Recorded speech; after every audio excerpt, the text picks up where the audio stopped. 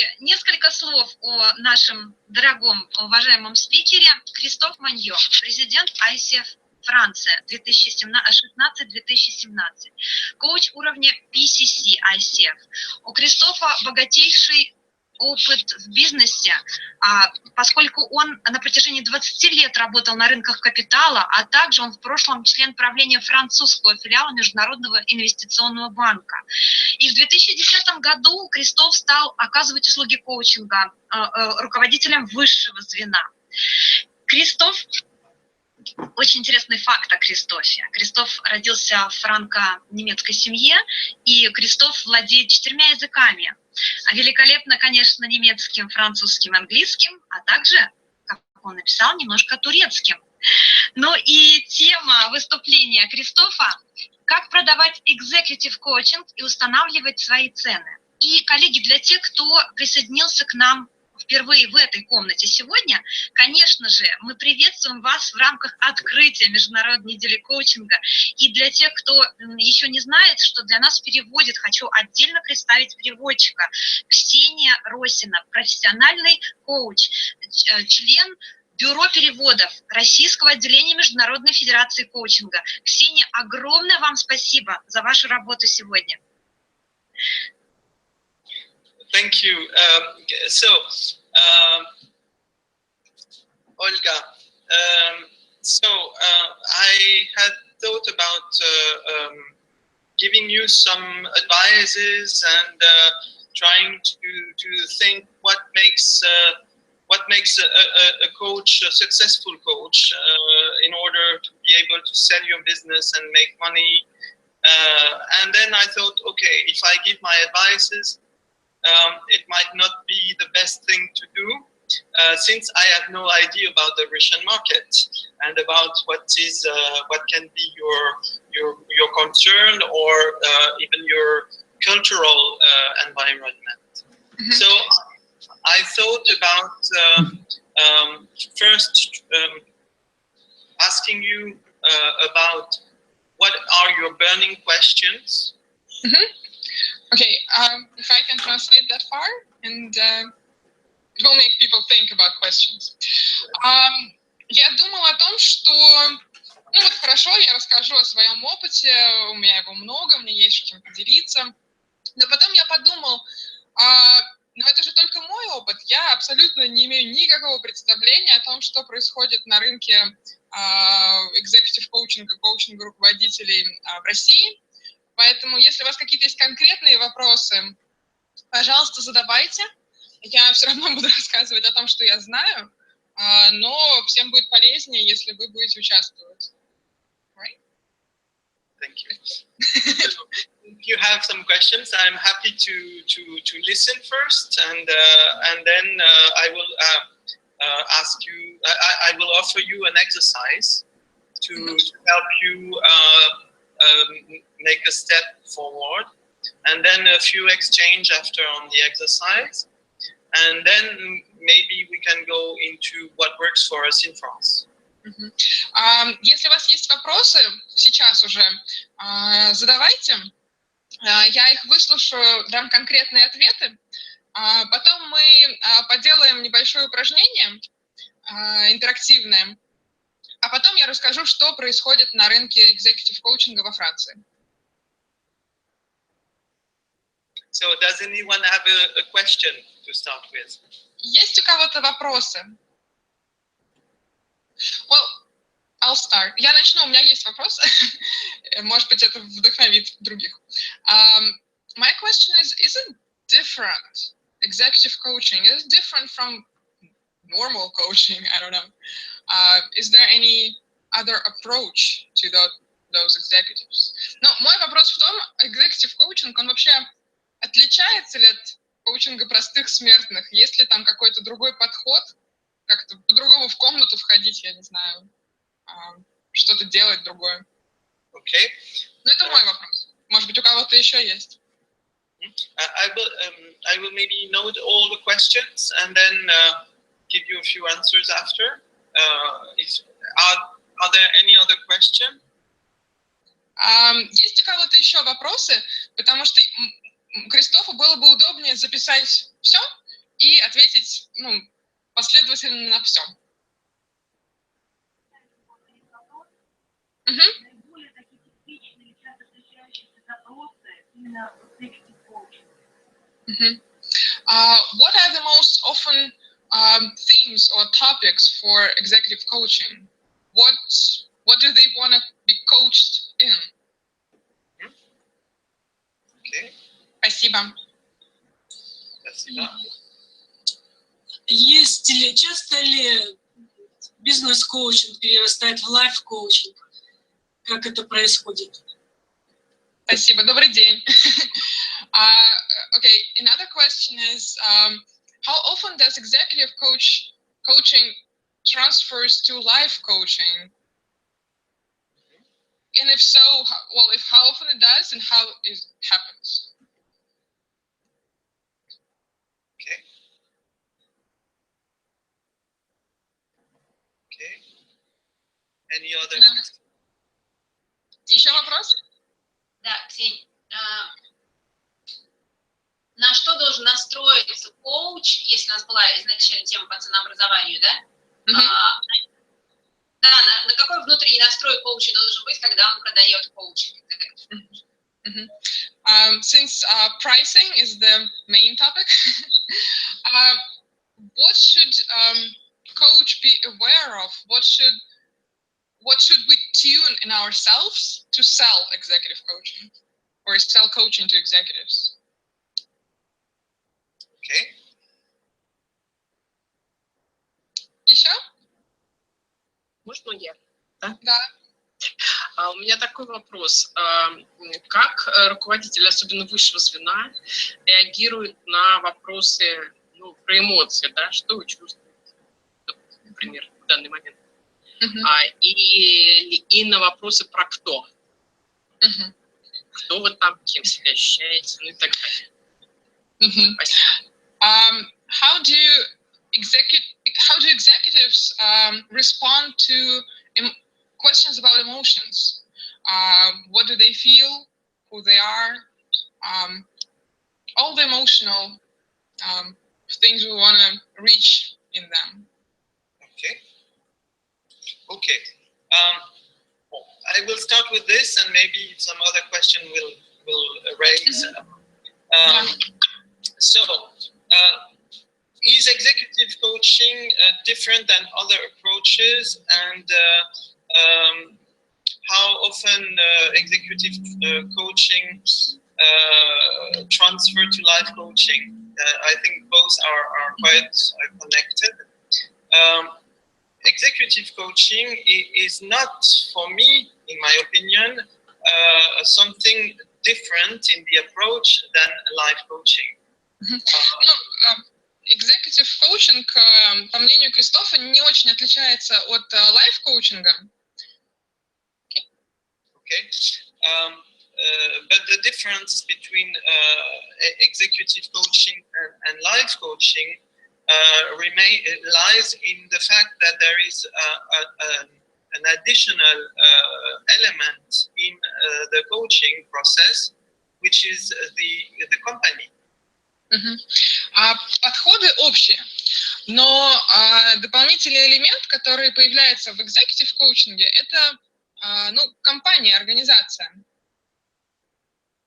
So in executive coaching, you have to deal with a tripartite meeting. В executive коучинге по сути, у нас трехстороннее взаимодействие.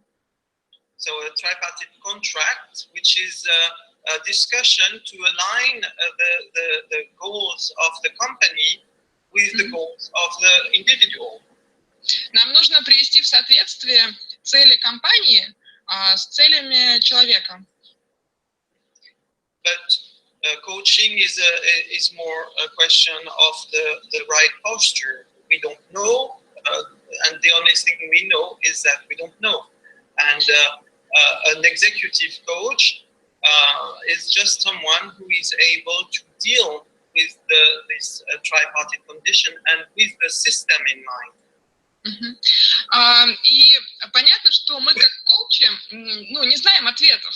И здесь все то же самое. Просто Executive-коучи отличаются тем, что у них есть понимание системы, и они умеют работать с этими как бы двоякими запросами, двоякими целями, целями организации, целями человека. So the approach is more systemic, Это более системный подход, and we also coach the system. и мы также коучим систему. And this happens in the tripartite meetings. И это происходит в вот этих встречах с заказчиком, клиентом и коучем.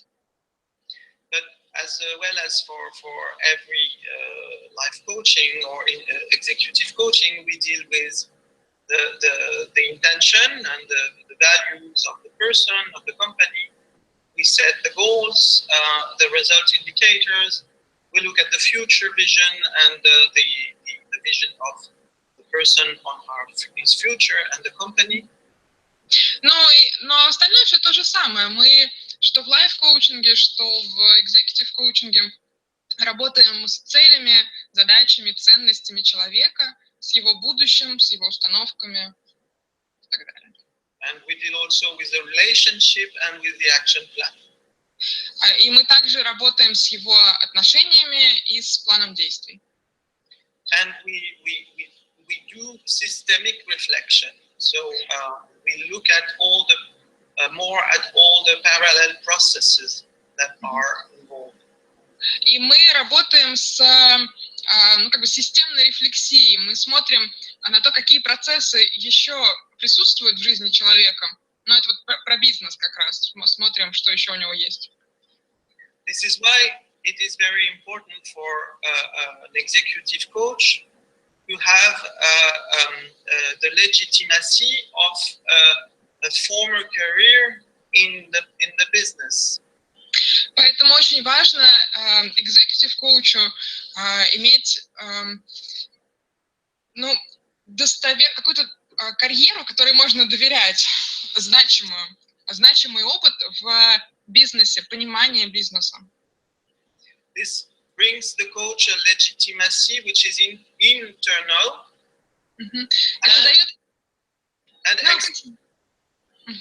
Это дает коучу как внутреннюю уверенность в том, что он имеет право это все делать, так и внешнюю уверенность в том, что он понимает, что происходит с клиентом. If I take an example for me, I have had a career in the investment banking industry. Например, у меня карьера в инвестиционном управлении, в инвестменте. And I coach in every area except investment banking. И я работаю коучу во всех сферах, кроме инвестиционного управления. Because I am too close to investment banking and I would not be able to give or to have the distance necessary. Потому что я слишком близок к этой индустрии, я не смогу дистанцироваться, мне будет очень тяжело быть объективным. And so what I did is because obviously normally when you start your coaching career and you go from the investment banking and you go there and the first idea is I will go coaching in investment banking and then it does not work. Понятно, что первое, когда человек хочет от какого-то дела перейти к коучингу, его индустрия является очевидным выбором. Кристоф провел всю жизнь в инвестиционном управлении, кажется, что вот там он будет наиболее успешен как коуч, но это не работает. So I asked myself the question, why is it so difficult for me to find clients? И я задался вопросом, а почему мне так тяжело найти клиентов? And then I realized that I had to rework on my story to get the power of my story and bring it somewhere else where it will be useful and where the people will find something new for them. И я подумал и решил, что мне нужно просто сфокусироваться на сферах, где я могу быть полезен и где я могу помочь клиентам открыть что-то новое для себя. So it's about questioning what is my value added. Это про вопрос, в чем я приношу ценность. About how often does executive coaching transfer to life coaching?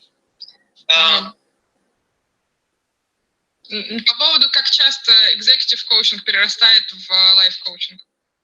It happens when the client comes and says, well, I want a coaching for me, and it's not related to any business topic. Случается, что клиент приходит и говорит, теперь я хочу коучинг для себя. И это никакого отношения к его бизнес-сфере не имеет. And the difficulty is that, of course, if you are in a tripartite contract, и сложность в том, что если вы вот в этом соглашении с компанией и клиентом, you are in a frame, вы как бы в рамке, where you have to stay within the frame.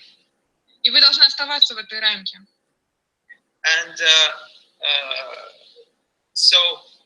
if the goal of the coachee changes during the coaching, и если цель клиента меняется в процессе коучинга, then you are out of the original contract. Вы выходите за рамки изначального контракта.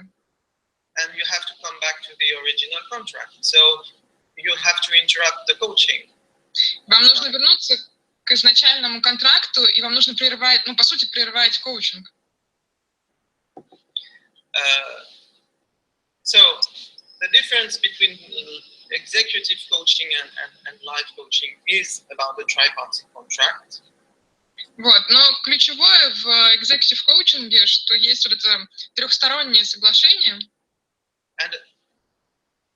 But of course, during your executive coaching, you address life questions, life coaching questions. Но, конечно, в рамках вашего executive-коучинга вы, обращаете внимание на какие-то жизненные вопросы. And and it's okay to go out and to come back. Нормально выйти, погулять и вернуться. But if you cannot come back to or if you, for example, if the question turns like, I want to work on my leadership development, and the company wants me to better deal with behavior, or to change my behavior within the company in order to improve my performance. Например, человек говорит, я хочу работать над своими лидерскими качествами, а компания хочет, чтобы у компании запрос, чтобы человек работал над своей продуктивностью. Then what happens? Sometimes the coachee says, "Oh, I just realized I don't want to work for this company anymore." Происходит иногда, в таких ситуациях происходит иногда, что клиент говорит, я больше не хочу работать в этой компании. And he asks you to train him, to coach him on how do I go out of the company. И клиент просит вас, коучинг посвятить тому, как ему выйти из компании. And then you cannot do the coaching anymore. И вы этого делать не можете. But that does not happen very often. Но это не часто происходит. If you're clear that you are working with the client on the goal of that are agreed during the tripartite meeting. Если вы с клиентом договорились, если есть понимание, что вы работаете над целями, которые были поставлены на встрече трехсторонней в начале. So this is the difficulty. It is this tripartite meeting is essential in order to have an alignment of the goal where the coachee is really willing and for whom these goals really make sense. И вот эта трехсторонняя встреча в начале, она такой краеугольный камень. И дальнейшая работа будет только в том случае, если клиент понимает, если цель компании и клиента совпадает, клиент это понимает, и он готов с этим работать. Because as well as for life coaching and executive coaching, the envy, the desire of the coachee is essential for reaching the goal. Потому что, как в любом коучинге, готовность клиента работать — это все. So one of the major obstacles in executive coaching главное препятствие в executive коучинге is when the coaching is prescribed and taken and perceived by the coachee as a sanction or a punishment. Medicine. Когда главное препятствие, когда клиент воспринимает коучинг как такое лекарство, наказание или как рецепт, выписанный ему. And this is where your role as an executive coach is important, because during the tri-party meeting, you have to address these questions. И здесь роль коуча ключевая, потому что в рамках трехстороннего соглашения вам нужно адресовать эту проблему и проговорить ее.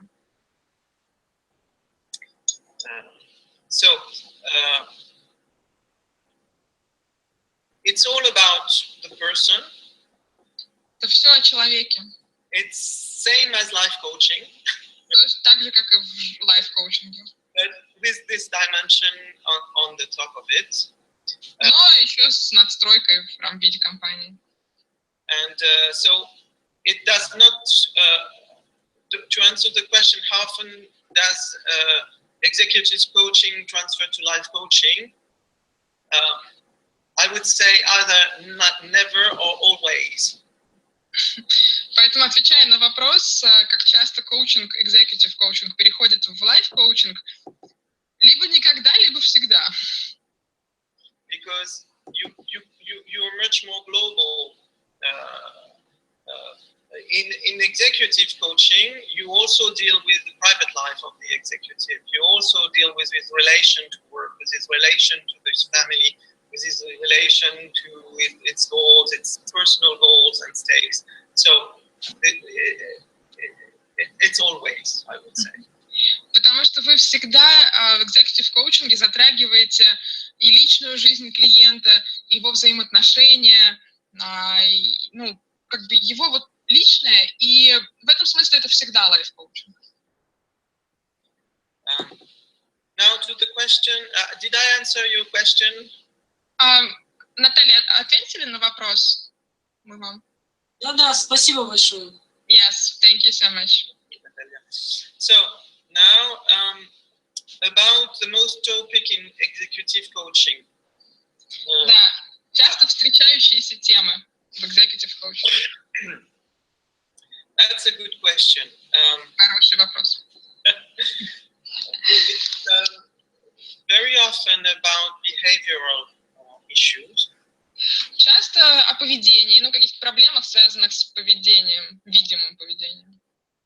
But also about the limits and the relation towards the limit. Do I know my limits? How do I go over my limits? Но еще предел возможностей часто обсуждается. Где предел моих возможностей? Выхожу я за него, не выхожу, хочу, не хочу выходить за него. Такие вот темы. It's about someone who has reached a level he's now an expert, he's a good expert, he has done a little bit of management, and now he will be going into an executive board. Или, например, человек достиг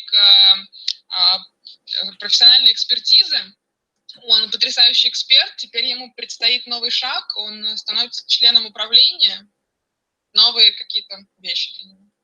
So it is a big change Да, это большие перемены, because it's a completely different way of working.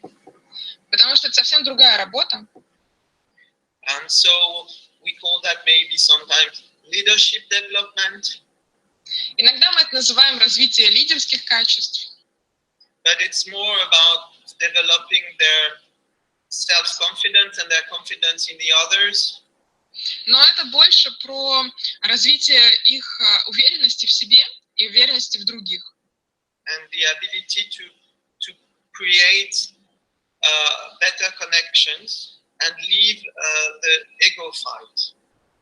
И про возможность этого человека выстраивать взаимоотношения и оставлять личное, как бы, ну вот, эгоистичные какие-то вещи за пределами вопросов.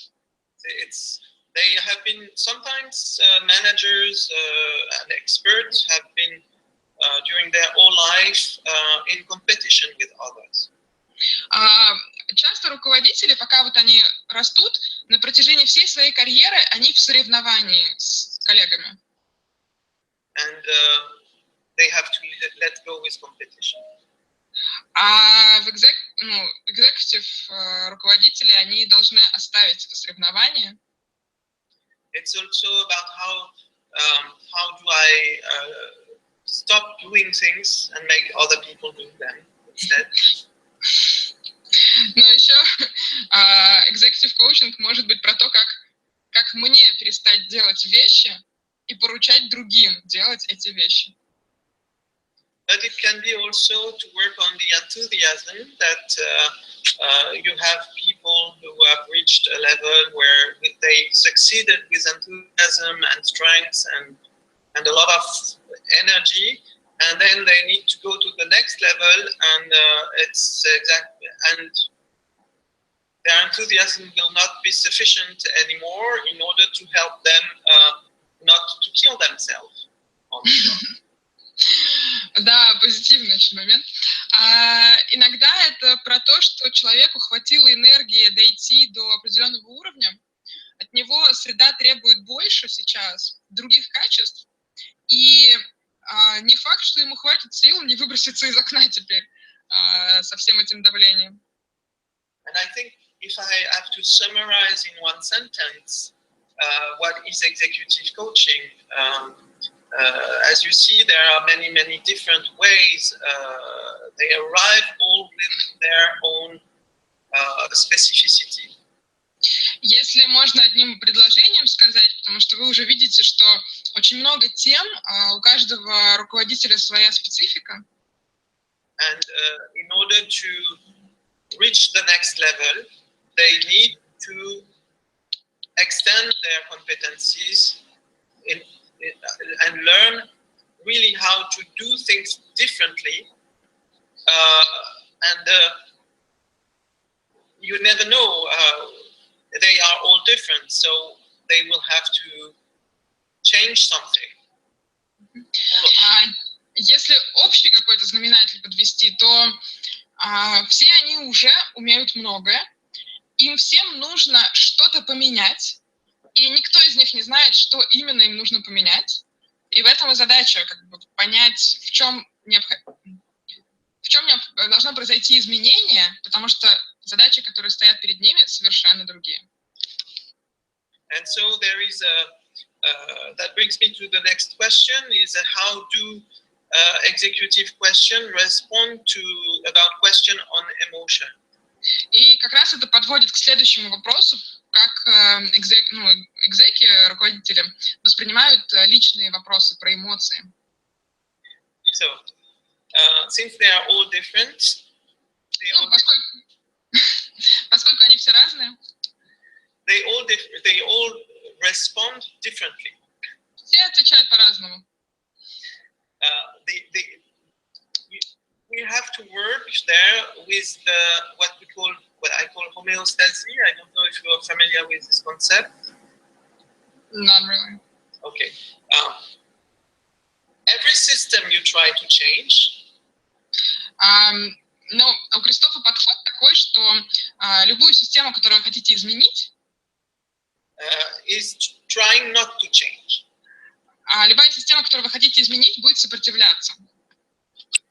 And executive coaching is all about making an alliance. И executive-коучинг – это про построение альянса. And you have also to make an alliances with this way of resisting the change. И в том числе построение альянса, чтобы противостоять противостоянию. I'm explaining myself. If you have, for example, an engineer, Ну, например, у вас инженер какой-нибудь, very used to analysis and to not being into emotions. который привык не быть в эмоциях, If you want to bring in on the area of emotions, и вы хотите его переключить в это эмоциональное поле, you have to enter through the analysis door. вам нужно все равно идти через анализ. If you have someone very sensible and very sensitive, you have to. Если у вас кто-то очень чувствительный и такой эмоциональный сам по себе, What most of the time is challenge will be about what do I do with all this sensitivity. перед ними часто стоит проблема, что им делать со всей этой эмоциональностью. And so he is not less analytical, obviously, than the engineer. И, разумеется, он менее аналитичный, чем инженер. So you have to enter through the door of sensibility, of emotions. И вам нужно как раз открывать эту дверь чувств и чувствительности. And go with him into this analysis area so that he analyzes his emotions. И привести его как раз к анализу, только к анализу своих эмоций. And he will analyze his emotions with his emotions and with also the process of coaching with the interruption and the analysis we do during the meta when we do an interruption.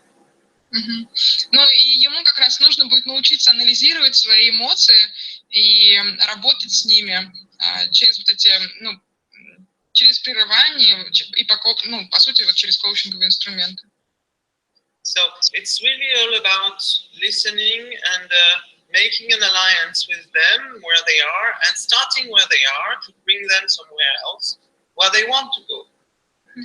Ну то есть процесс заключается в том, что вы начинаете с построения этого альянса и начинаете оттуда, где они сейчас уже есть, ну и как в любом другом процессе идете с ними туда, куда они хотят прийти. And it's true that there is a real challenge with some executives who are not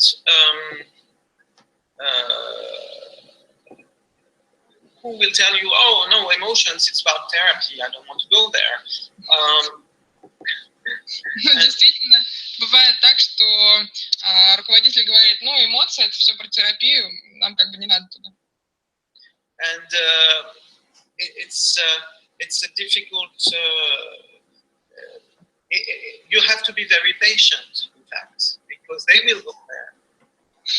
И вам нужно просто проявить терпение, потому что, конечно, они туда придут. But you have to first work on the connection and the confidence relationship between you and your client. Но сначала вам нужно выстроить взаимосвязь и отношения с вашим клиентом. Because you cannot force anything. Потому что вы не можете насильно что-то ему заставить его сделать что-то. Most of the time it's about the process and the meta, and you're doing it again, and you're analyzing, but you're not going to look for the right answer. No, forget that. So, okay. About responding to the question on emotion, they all have emotions. Они все равно приносят эмоции. When I see an executive who does not show any emotion, I know that I am in front of a volcano, which is quiet. Если я вижу клиента, у которого вообще нет эмоций, я знаю, что я смотрю на вулкан, который просто пока спит. And it's not a problem that he does not have emotions or he does not know how to deal with his emotions. It's just that so far he considered emotion as either irrelevant or a problem or not useful or something that will make him appear weak. И проблема не в том, что он не проявляет эмоции или не считает эмоции важным. Проблема в том, что до сегодняшнего дня он сбрасывал эмоции со счетов, считая, что они делают его слабым, мешают, и нужно их подальше прятать. And so it's all the question of how do I make an alliance with this resistance? Because you have to really understand that for an executive who has had a very successful career so far. И вопрос в том, как построить вот это взаимодействие и вытащить эти эмоции, преодолеть сопротивление, потому что для руководителя, который был успешен до сегодняшнего дня, it worked for him with this attitude towards emotion. Нужно понимать, что он был успешен с своим отношением к эмоциям, что они не важны, надо их прятать и не мешать. And sometimes you have to accept that he doesn't want to go there and not try to go there. Ну, иногда нужно просто признать, что он просто не хочет туда идти, и не надо туда идти. They will go there when they are ready, and it's what is his goal? Is it related to his goal? So go back to the goal and the result indicators. It's all about this. If you want him to deal with emotion where he can't or where it's irrelevant, it doesn't work. But if it's related to his goal, it will work. И главное правило, что если эмоции ему нужны для того, чтобы достичь цели на коучинг, он туда рано или поздно придет, нужно просто терпение. Если они вторичные и ему никак не помогут достичь цели, просто вы видите, что он их никак не проявляет, это проблема, не надо его трогать, это ему никак не поможет. About the last question about how do I about pricing, what should we be aware of to sell coaching to executive? Да, вопрос про цену и вопрос про что нам нужно знать, чтобы продавать коучинг. Exactly. So, you have to be really aware of what is your value added. Нужно очень четко понимать, в чем ваша ценность. That is, to be really strong in knowing what you will, what difference you will make. Нужно очень хорошо представлять, какую разницу вы принесете. And it's a very difficult question. Это очень тяжелый вопрос. I remember when I was first asked this question, I was just like, oh my God. Oh my God. I have no idea. Я помню, как меня первый раз спросили, задали этот вопрос, и я думаю, боже мой, все понятно, я совершенно бесполезен в этой ситуации. Because I wanted to be successful. Потому что я хотел быть успешным. And I wanted to be able to address every demand and everything and to be the universal coach. Потому что я хотел быть универсальным коучем и решать любые проблемы, работать с любыми клиентами. And then someday I understood that I am not the universal coach. I am very good at some kind of coaching, but really excellent. Но потом я понял, что я не универсальный коуч, но я очень хорош в некоторых вопросах, и с некоторыми клиентами я прекрасный коуч. And in order to be able to see where I was good at, I looked at the coaching where I really felt happy. И чтобы понять, в чем я хорош, мне помогла рефлексия, какой процесс меня делает счастливым. And this coaching gave me an indication where I was doing okay. И вот тот коучинг, который делал меня счастливым, он был индикатором, что вот здесь я хорош. And then, still with this question about what is your value added as a coach, since I had not a good answer or satisfying answer for myself, I started to ask my clients. Ну и поскольку, возвращаясь к этому вопросу про ценность, поскольку у меня этого ответа не было, я начал клиентов спрашивать. At the end of the coaching, I asked them, I gave you a lot during this coaching and I received some money, but I would like to receive something more. I would like to receive your answer to that question. What was my value added as a coach during this coaching? Да, в конце каждой сессии я стал говорить клиенту, ну хорошо, я потратил очень много сил, времени, я очень старался, я там получил деньги, но я хочу еще что-то получить. Я хочу услышать от вас ответ, в чем была моя ценность. And it started to give me a very clear picture of what kind of coach I was and what they liked and what helped them. And so I was able not only to say, this is my value as a coach as I thought it would be. It took me to tell my clients or the companies I was going to visit, to tell them, this is what my clients tell about my coaching. Ну и что мне это дало? Во-первых, я получила очень много информации от клиентов, что они во мне видят, в чем мои сильные стороны, в чем я им помогаю. Но еще мне это позволило, приходя на встречу с будущими заказчиками, говорить, ну хорошо, вот что говорят мои клиенты. And so I started to realize that for me, it was all about emotion and the capacity or the ability to take risk. Yes. Например, для меня это способность работать с эмоциями, с рисками. And also about the ability to take risk and the ability to trust people. И в доверии к людям. And it speaks to some executive because they are not able to trust people sometimes. И часто это звучит заманчиво для руководителей, потому что они не умеют доверять людям иногда. Or their challenge is about to take risk. Или им предстоит какой-то риск взять на себя, и им нужно подумать об этом.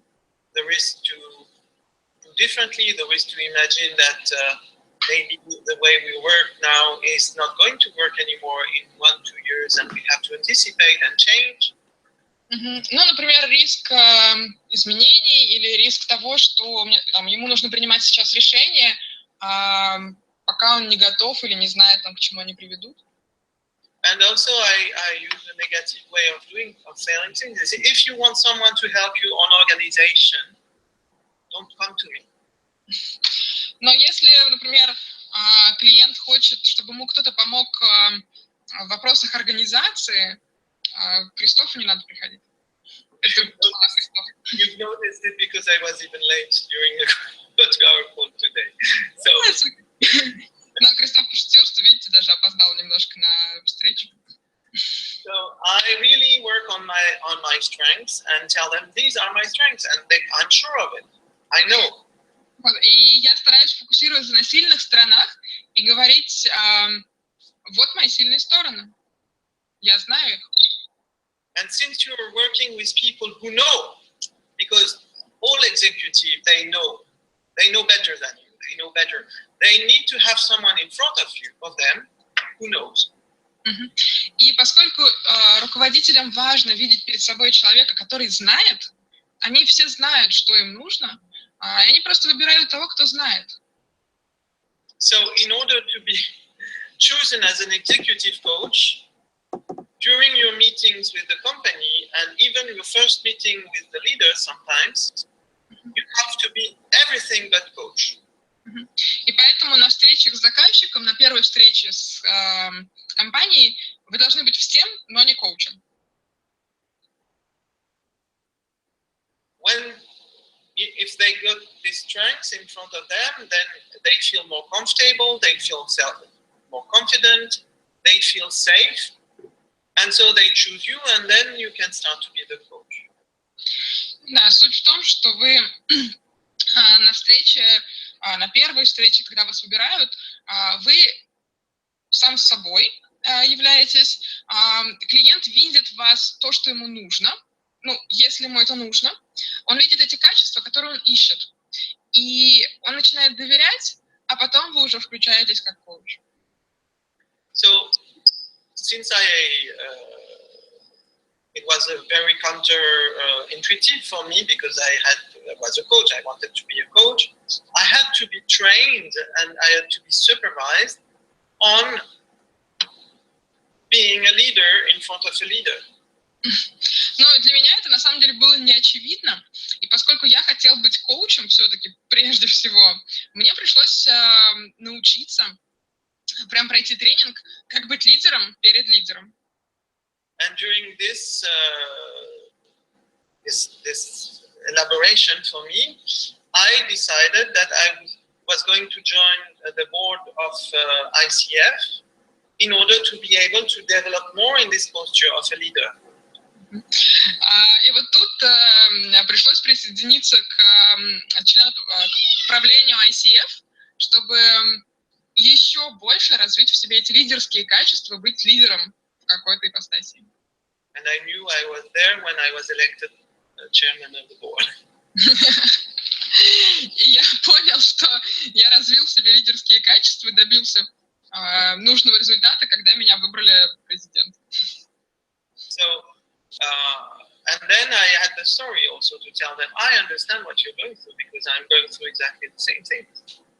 И после этого у меня уже была возможность говорить клиентам, я знаю, через что вы проходите, я сам сейчас прохожу через то же самое. And so you build up your legitimacy, you become what you want to be. Ну и вы таким образом выстраиваете вот эту легитимность, вы становитесь тем, кем вы хотите быть, и в глазах руководителя вы имеете право его коучить. So since, and this will bring me to the question about the value of it and how much money you ask for it. Ну и к вопросу, сколько денег брать. Since it demanded tremendous effort and a lot of work to achieve this. Поскольку колоссальные усилия требуются, чтобы достичь такого опыта и знаний. With all the career I had before and what I've learned on the top of it. Со всей карьерой, которая была до коучинга, и плюс еще все, что с коучингом связано. I am not ready to give it away for free. Я не готов бесплатно это давать. And it is worth a lot of money. It has a lot of value for the companies because if you are able to make a change at the top level of the company, then the value for the company is really, really. Потому что, да, и поскольку я не готов бесплатно отдавать, я считаю, что это стоит очень-очень больших денег, потому что ценность, которую я приношу компании, и то, что я могу, в чем я могу помочь руководителю, это тоже приносит компании очень больших денег. And so, now the question of how much money. Ну и, собственно, сколько денег? When I joined Kaista, the firm I'm working at, and we have a wonderful location, we are on the Champs-Élysées in Paris. Когда я присоединился к компании, вот с которой я сейчас работаю, ну, где я сейчас работаю коучем, и она находится на Елисейских полях. I was working alone before. До этого я работал один. And I was charging something like really looked like absolutely huge for me, I was charging 250 euros per hour. И когда я работал один, я брал 250 евро в час. Для меня это казалось огромными деньгами. Because I had some references about my therapist or my doctor who were only charging me between 40 and 80 euros per hour. Ну, потому что я смотрел, там, сколько с меня терапевт берет или врачи, и они там брали примерно 40 евро в час. So 250 euros, wow, it was tremendous because I was a young coach. Before, when I was in the bank, I made more money, but there, I didn't dare. Ну, да, и понятно, что когда я работал в банке, я, конечно, больше денег зарабатывал, но по сравнению с моим терапевтом и врачом 250 евро казалось огромными деньгами. And so my mentor in the firm here told me, "Wow, you're at 250. Oh, this is going to be a problem because I'm just wondering how you will be able to charge 50,000 euro for a coaching of 6 months." Ага. И когда я пришел работать вот в нынешнюю организацию, мой ментор здесь посмотрел, такой, 250 евро в час. У нас будет проблема, как ты будешь клиентам говорить, что коучинг стоит 50 тысяч евро за полгода? And I felt very bad. И мне было очень некомфортно. But I had this idea that, okay, he is 65 years old, I am 48, he has 20 years of experience, how can I charge as much money as he does? Мне было очень некомфортно, но я еще подумал, ему вот там 65, мне там 48 всего, я только начал коучинг, как я могу брать столько же денег, сколько и он? And this is the wrong question. Это неправильный вопрос. The right question was the question I asked to a client who came to visit me, and it was a woman, executive. She was working for a perfume company, and she was coming with this question: is how can I find a life back? I am traveling everywhere in the world. Правильный вопрос случился, когда ко мне пришел клиент, женщина. Она была одним из высших руководителей парфюмерной компании. И запрос ее был, как мне вернуть свою жизнь, как мне найти смысл жизни снова. So, and she says, so I really want to leave the company and work on a new project. Она сказала, что она хочет уйти из компании и начать какой-то новый проект. And so I said, okay, 250 per hour, fine, no problem. I stay at my old price, and we started to work. Ну, и я ей сказал, 250 евро, я останусь в старой ценовой категории, и мы начали работать. And after the first session, something was wrong, and I had a feeling that there was something wrong, and I said, I have a feeling I don't know, and she says, I don't want to leave the company. И после первой сессии я почувствовал, что что-то идет не так. Я спросил, собственно, в чем причина, вот что-то идет не так, что происходит. И она сказала, я не хочу уходить из компании. It's just that I travel too much. I don't see my kid. For example, next week I have to go to Lima in Peru, and then from Lima to Singapore, and then from Singapore to Indonesia to Jakarta, and then from Jakarta back to Paris. И она говорит, проблема даже не в работе, а в том, что я очень много путешествую, я детей не вижу. Я вот сейчас поеду в Перу, потом в Индонезию, потом в Сингапур, потом обратно в Париж. And I said, wow, and why don't you use Skype or Zoom or whatever modern medium? And she says, it's not the culture of the company. И я спросил, зачем путешествовать, если можно использовать там Skype, Zoom, современные технологии? И она ответила, что это не в культуре компании.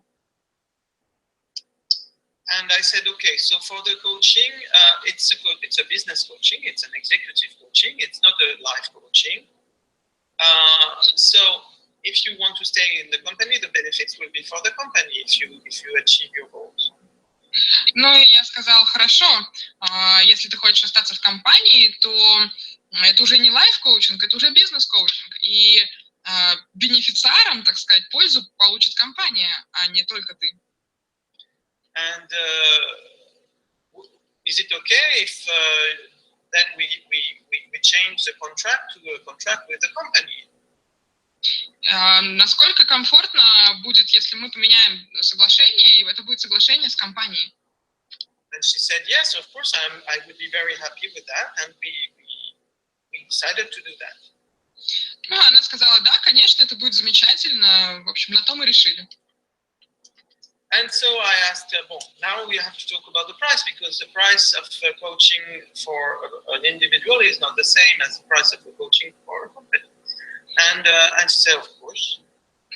И мне пришлось сказать, что, ну, хорошо, тогда изменится цена, потому что цена коучинга корпоративного отличается от коучинга индивидуального. And I asked her, how do you travel when you take a flight from Paris to Lima and then from Lima to Singapore?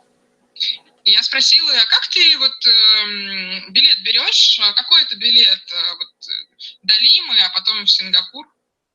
And she said, I travel first class. Она сказала, я путешествую первым классом. How much is a plane ticket first class from Paris, Lima, Singapore? Сколько стоит билет первым классом Париж, Лима, Сингапур? She said 20,000 euros. 20 тысяч евро. I said, this is going to be the price of your coaching. Это будет ценой твоего коучинга. And it worked. Сработало. So it's all about having the right references to compare with. Мысль в том, что вот в этой ценообразовании, в этом, все зависит от аналогий, которые вы можете привести. Это все в сравнении.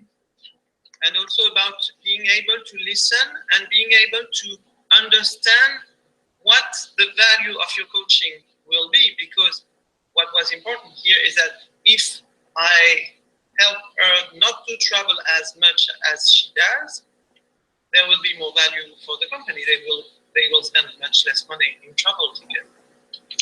Да, и еще очень важно слушать и понимать, в чем ваша ценность, не только глобально, но и что-то более конкретное. Например, если я своим коучингом помогу человеку меньше путешествовать, это меньше 20 тысяч евровых билетов, и я сэкономлю деньги компании. So I asked myself, so now, okay, what comparatives are the right comparatives for coaching? И я спросил себя, ну хорошо, какое сравнение, ну вот с корпоративной средой, правильное сравнение вот для коучинга? And I have, for life coaching, I have one, which is how much money do you spend for your vacation, or how much money do you want to spend in your new car? Если мы говорим о лайф-коучинге, мое сравнение с отпуском, или сколько денег вы тратите на отпуск, или сколько бы вы потратили на машину. And how much money do you want to spend for something that will change your life? Сколько денег вы хотите потратить на что-то, что изменит вашу жизнь? For executive coaching is how much money do you spend if you lose your executive and you have to go to a headhunter? Для executive-коучинга, для корпоративного формата, вопрос, сколько денег вы потеряете, если от вас уйдет этот человек, и вам нужно будет его снова искать? The price of a headhunter in France is between 40 and 60 to up to 100,000 euros. Да, но executive руководители их же ищут через рекрутеров. Цена во Франции на эту работу как раз 30-бесконечность. 30 тысяч евро и бесконечность.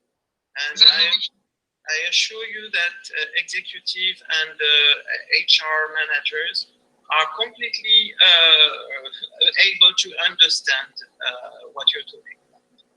И отдел кадров и руководители, они все прекрасно понимают, о чем вы говорите. And if they negotiate on the price too much, I ask them, okay, if you want to have a cheap coaching, maybe you should work with a cheap coach. Если они слишком торгуются при определении цены, я всегда отвечаю, если вы хотите более дешевый коучинг, работайте с более дешевыми коучами. It's if you want to deal with an executive and you are not able to stand for the value of what you offer, you're not credible. Если вы хотите работать с руководителями, и вы не можете защитить цену, которую вы просите, вам сложно доверять. And but you have to be comfortable with the comparatives you're working with, and to find the ones that work for you. Но вам нужно быть очень уверенными, вот когда вы эти аналогии приводите, очень хорошо их понимать и найти ту, которая для вас работает, которая вам кажется валидной. Because if you are not at your correct price, the price that is fair for you, потому что если вы сами не чувствуете, что это справедливая цена, if you're above this price or if you are under this price, если ваша цифра выше, чем ощущается справедливым, или ниже, чем ощущается справедливым, then there will be something wrong, and they will sense it, and they will choose you. то они почувствуют, что что-то не так, и они прожуют вас моментально. Did I answer all your questions so far? На все вопросы Кристоф смог ответить. Еще один вопрос. Can we have another question? Yes. Давайте. I have an exercise also that I wanted you to do. So I will need about 30 minutes for the exercise. Is it okay? I can take the question. I have time as long as you want. So Okay. I don't have any obligation after. So We know you're expensive, so. I can be generous too. Clearly. Да, вопрос. Были такие случаи, когда вас приглашали для того, чтобы удержать цены в руководителя, и в процессе коучинга при каком-то осознании клиент вдруг решает, что он хочет уйти из компании. Что тогда в этом случае вы делали? Как дальше вы действуете? So, Christoph, could you talk more about situations, if you faced it, when you're hired to coach an executive, and then somewhere in the middle of the process, the executive, your client, wants to leave the company, but you were hired basically to retain this person. What would you do?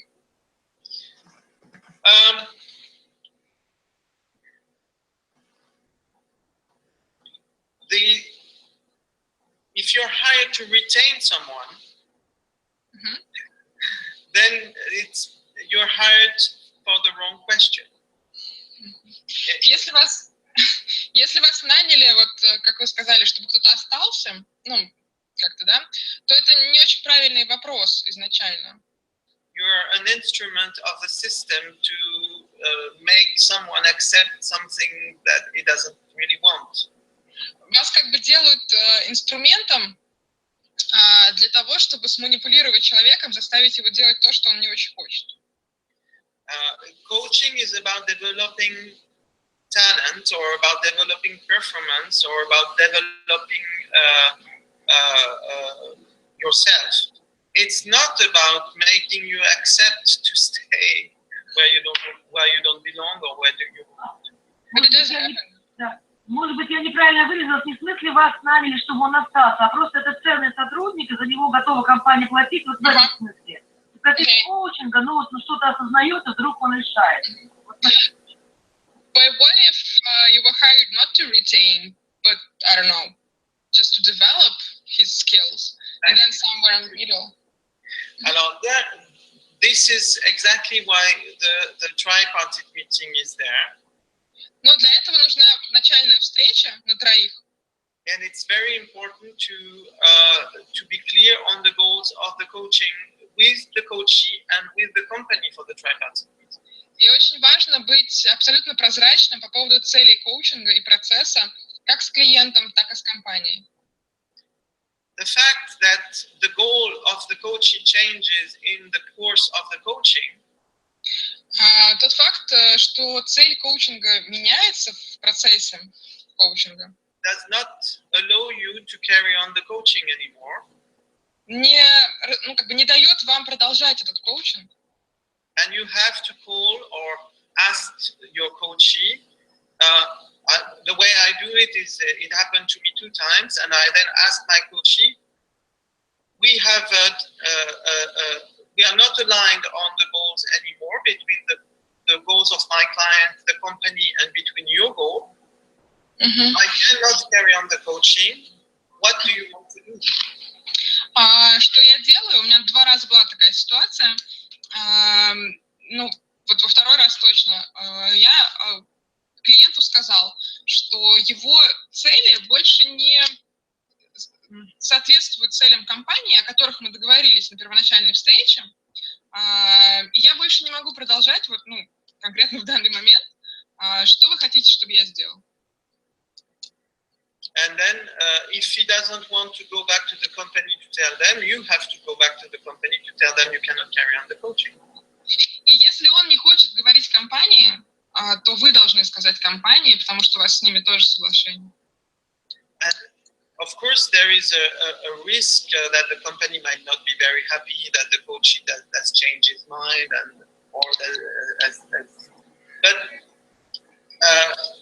so since it happened 2 times to me, I said I tried to clarify before with the company that the fact that the coachee might decide to leave the company during the course of a coaching, even though this is not in the goal, is something that can happen, and that they have to be comfortable with this idea. It's better to have someone who is outside and happy outside than someone inside who is unhappy and not willing to be here. Ну и поскольку конечно, возможно, компания не будет рада, что человек прошел через коучинг, что-то там у него поменялось, он теперь уходит, коуч его там, не знаю, прокоучил. Но поскольку у меня уже такие ситуации были, я теперь об этом вообще говорю на первой встрече, что уход человека – это возможный факт, который случится. Никак это ни с чем не связано, это просто случилось. Я сделаю то-то, то-то, вы сделаете то-то, то-то. Ну и, в принципе, для меня важнее, что я сделал кого-то счастливее вне компании, чем несчастным в компании. Поэтому бог с ним. Is it clear for? Is it okay or? Ответил Кристоф на вопрос? Да, спасибо. Oui, merci. But there is a big risk to be instrumentalized with some companies that are not completely clear, and this is where your responsibility as coach of the system might be also here. What are you trying to do there? Ну и вы здесь тоже немножко коучите компанию, систему, потому что, конечно, вы не хотите быть инструментом манипуляции, и важно это проговорить и объяснить. И вот эта первая встреча, она немножко раскрывает глаза и компании тоже на то, что будет происходить. And for me, it happened once. I didn't work with the company anymore after, and it was a good thing. Со мной такое один раз произошло, когда через меня хотели манипулировать человеком. Я не работал с этой компанией, и это даже хорошо. You have also to be always, if you want to be able to do your job in the best way possible, you have to be ready to lose a client at any time. Если вы хотите выполнять работу наилучшим образом, и для вас это важно, то вы должны быть готовы потерять клиента в любой момент. And it's difficult. Это тяжело. It's one of the main topic I'm working on with my supervisor. Это одна из самых больших проблем, с которой я работаю, над которой работаю с моим руководителем. Who is not cheap either. Он тоже не очень дешевый. Any other question? Yes. Есть еще вопросы? Exercise time. Здравствуйте, можно? Да, вопрос. Да, у меня вопрос, наверное, такой немножко формальный. Поделитесь опытом, пожалуйста, формальные требования на вход рынка executive-коучинг, то есть дипломы, сертификаты, принадлежность к федерации, на что обращает внимание организация при найме коуча. И второй вопрос. В прошлом году профессиональный коуч, профессия была принята на уровне Министерства труда. Как это повлияло тоже вот на рынок коучинга? Во Франции было принято? Да. Я живу в Бордо, я поэтому слежу за французскими новостями. Alrighty. So, Karina is from Bordeaux. Bonjour. Yeah, and two questions actually. So first is apparently the coaching profession was accepted in some institution recently. How did it influence the market at all?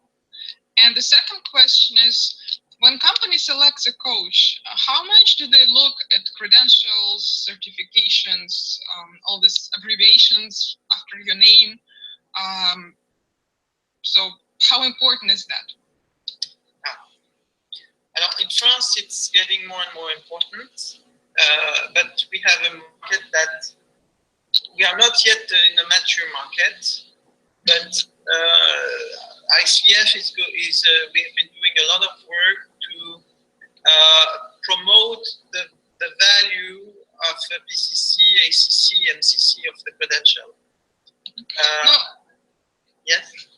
Рынок во Франции еще не до конца созрел, и в ICF очень много работы проводится по тому, чтобы рассказывать о ценности сертификации, все знакомые буквы. We have been working with the French Registre du Commerce, Registre National du Commerce et des Professions. Мы работаем в том числе и с Национальной палатой коммерции. To have the diploma of the schools who are registered at the NCP recognized as national diploma. Чтобы диплом тех коучей, которые прошли сертифицированное обучение и получили сертифицированные буковки, чтобы их обучение признавалось реальным образованием.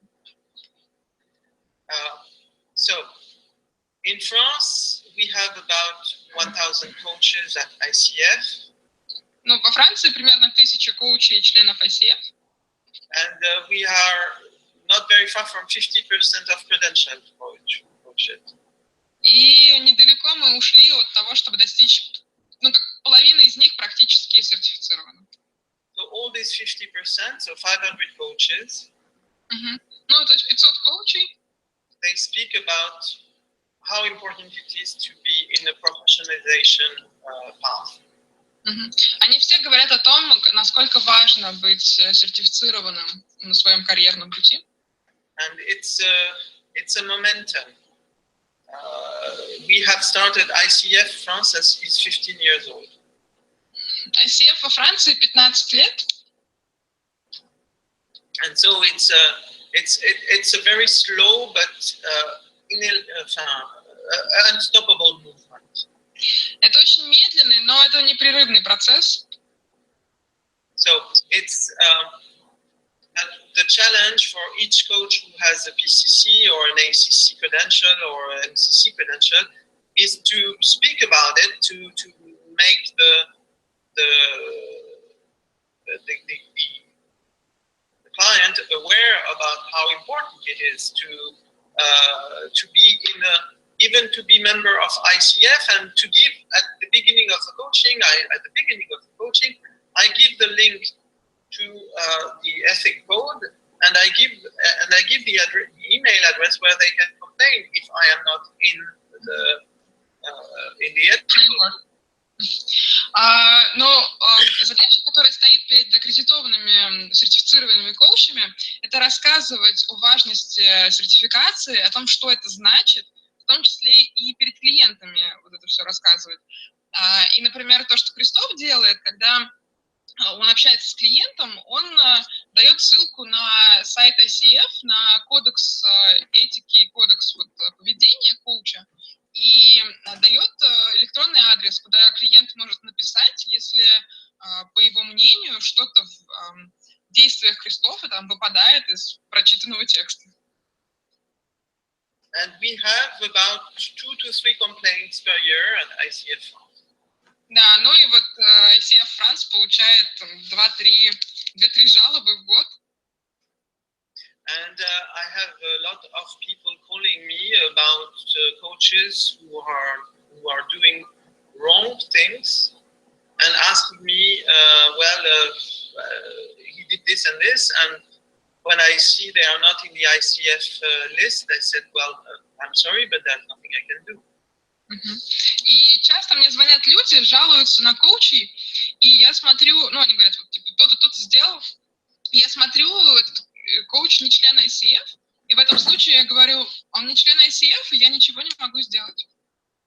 So we have a role to play, we as ICF coach, to tell the people that this is a guarantee, at least it's worth what it is, but this is better to deal with a coach that has signed an agreement, an ethic, and within a process of professionalization. It's better to work with a coach like that than to work with a coach who is untrained or trained but does not want to be involved with anything like that.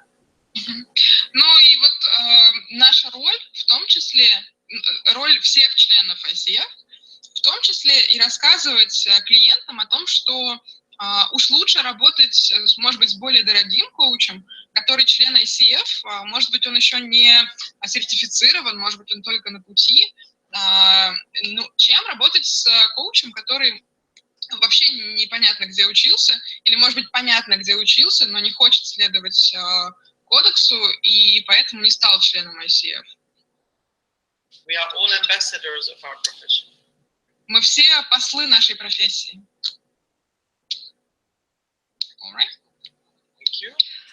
Наверное, еще было про требования от организации, на что они обращают внимание. Членство в федерации важно для них или для самих организаций? Кристоф как бы ответил, что не суть важно. But is it important to have ICF credential when you get hired as a coach? Do they ask about it at all?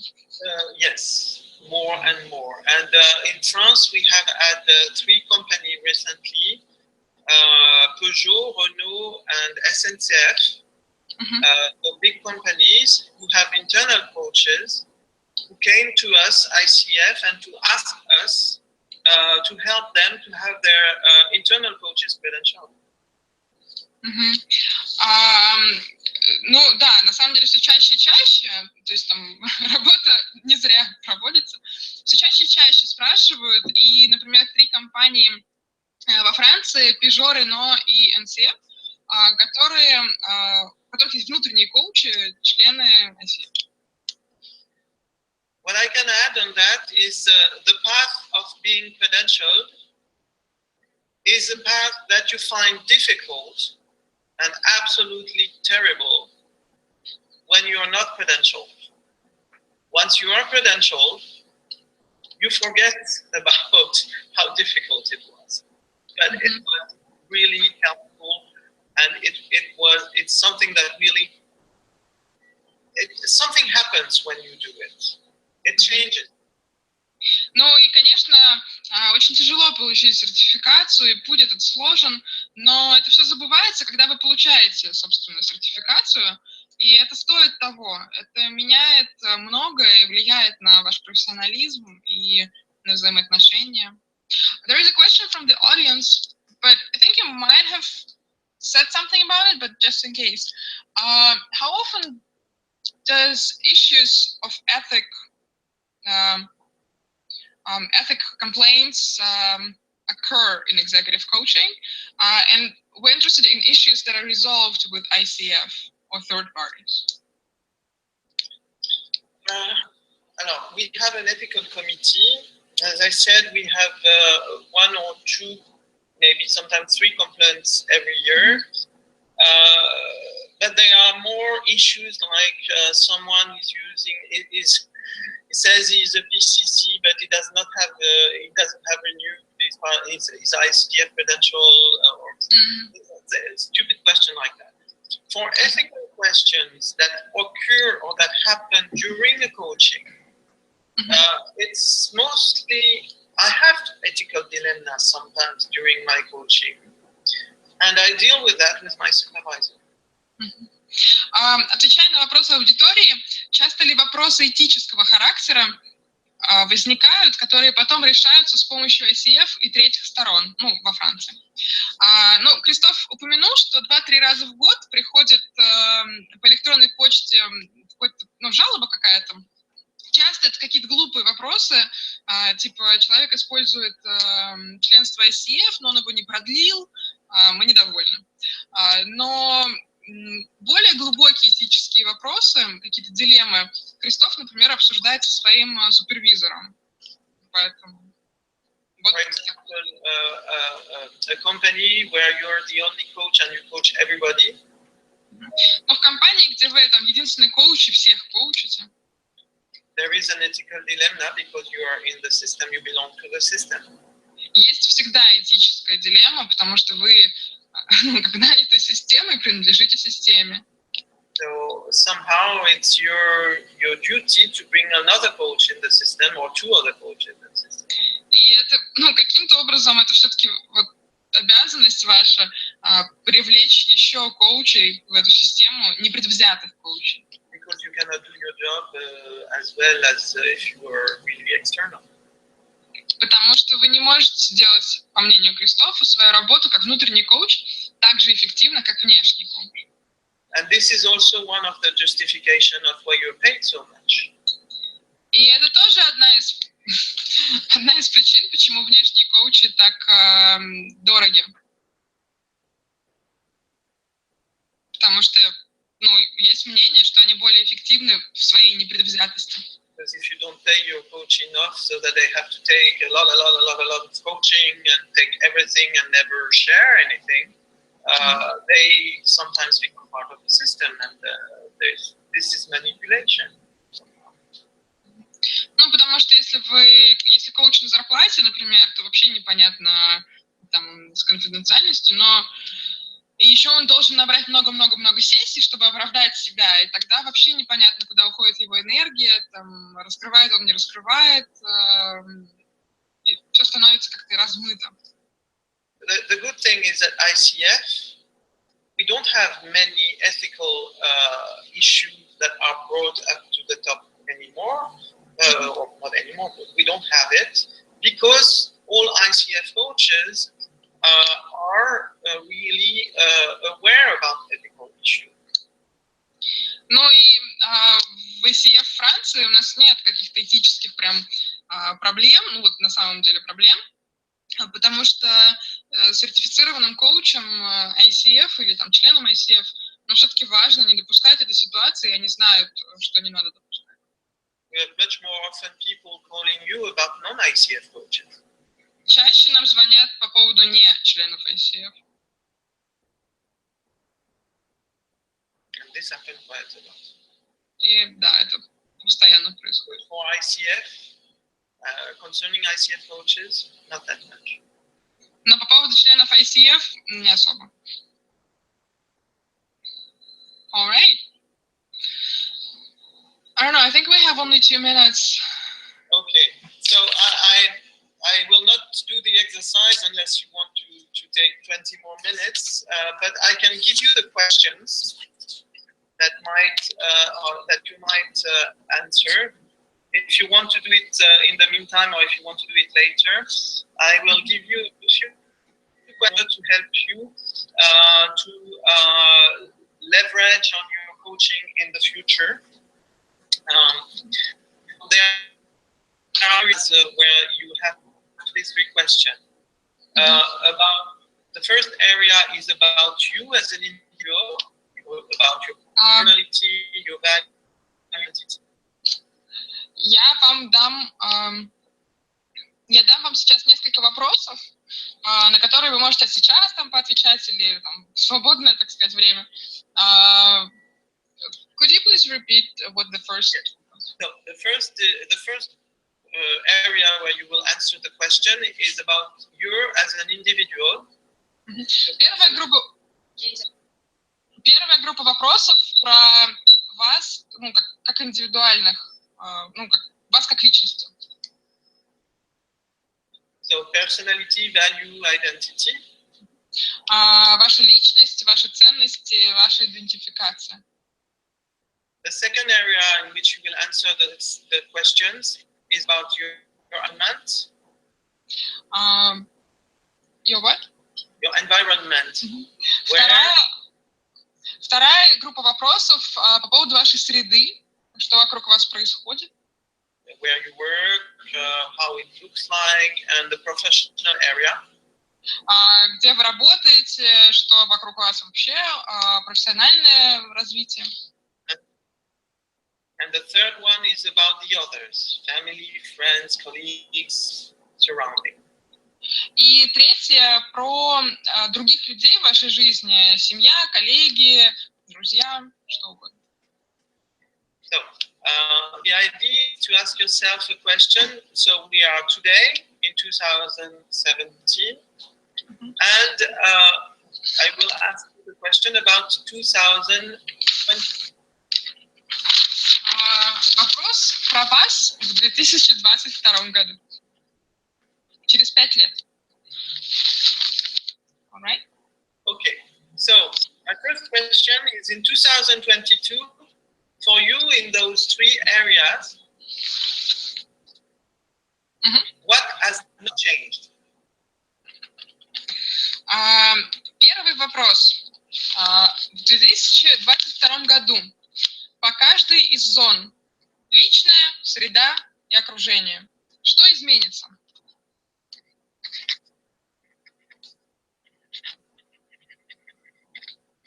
All right.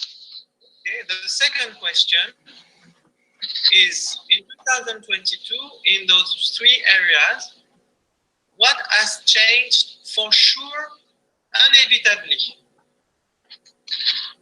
Второй вопрос. Опять, по каждой из этих зон в 2022 году что изменилось безвозвратно?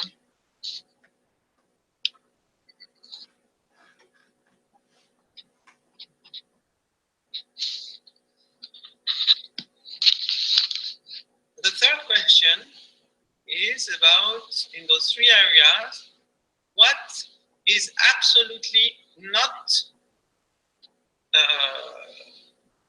possible? What is it that I absolutely don't want to be? И третий вопрос. По каждой из этих трех зон, что абсолютно невозможно для меня, чем я абсолютно точно не хочу являться в 2022 году? Something unthinkable or forbidden. Может быть, что-то запретное или даже недопустимое. Ну, для вас, конечно. First question in those three areas. What already started to change?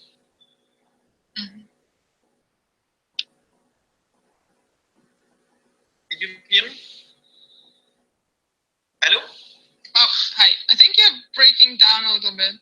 Yes. The fourth question in those three areas, what has already started to change? Да. Первый вопрос, что уже начало меняться в каждой из трех зон? The fifth question, where are my major uncertainties in those three areas? Пятый вопрос, что мне не очень каковы главные непонятные для меня моменты в каждой из этих зон? And the last question, in those 3 areas, so in each of the 3 areas, what are my areas of control, of freedom of action? И последний, 6-й вопрос. По каждой из этих 3 зон, какие сферы я контролирую, что я контролирую, что в зоне моего контроля? И and the second one, what are the areas of my control? And My areas of control and my zone, my freedom of action. И в чем моя свобода действий? In order to avoid what I mentioned in the question number 3. What you want me to repeat? In order to avoid Okay. what I want to avoid in what I named in the question number 3. Да, но вот 6-й вопрос, он в том смысле, что чтобы не допустить того, о чем мы говорим в вопросе номер 3. То есть, например, вопрос номер 3 – это что абсолютно недопустимо. И как бы 6-й, вот где моя свобода действий, но чтобы 3-й вопрос не наступил.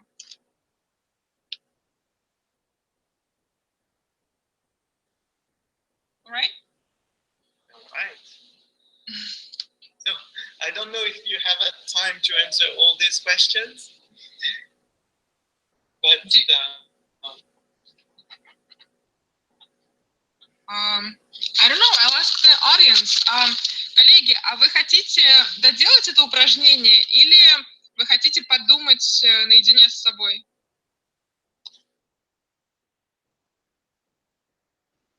Подумать. Наедине с тобой. Okay. So, Christoph, since I think we're running out of time, yes, so if you could, so most of people will have to leave because they have families, etc. But if you could tell us the end of the exercise or what we should do. At the end of the exercise is just to help you see that if you answer to the last question, you have everything in your hands in order to start to work.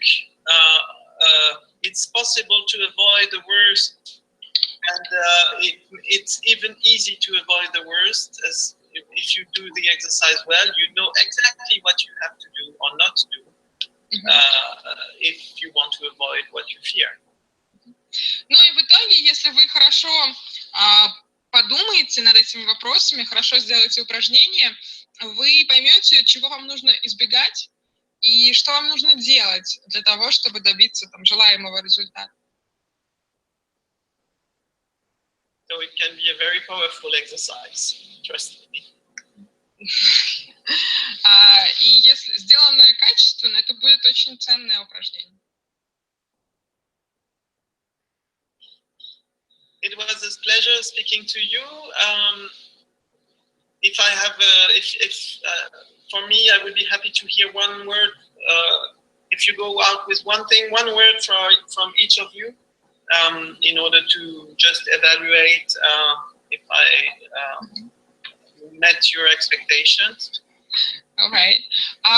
Ну, Кристоф, прежде чем попрощаться, попросил каждого из вас сказать буквально по одному слову, этим одним словом выразить ваше отношение к сессии, насколько соответствовало вашим ожиданиям или не соответствовало. Можно я начну? Да. Я хочу сказать Кристофу огромное спасибо за тот подарок, который он сделал нам в день открытия Международного дня коучинга. So, thank you for the huge present you done for us for the second day of coaching. И что Кристоф согласился инвестировать свое время в нас. And that you have agreed to invest your time in us. И слова, с которыми я ухожу сегодня, это задумчивость и уверенность. And you made, well, the words that come to mind after your session is confidence and also reflection. Спасибо. Если одним словом можно, да? Очень интересная встреча, очень полезная и необычная, потому что мы видим представителя Франции, который поделился с нами такими секретами, как быть на первой встрече, мне вот понравилось, просто человеком, а не коучем. Второй момент, быть лидером перед лидерами, тоже интересный момент, как зарабатывать деньги, как себя ценить, и вот эта разница между лайф-коучингом и executive-коучингом, и как ты себя, вот эту аналогию проводишь.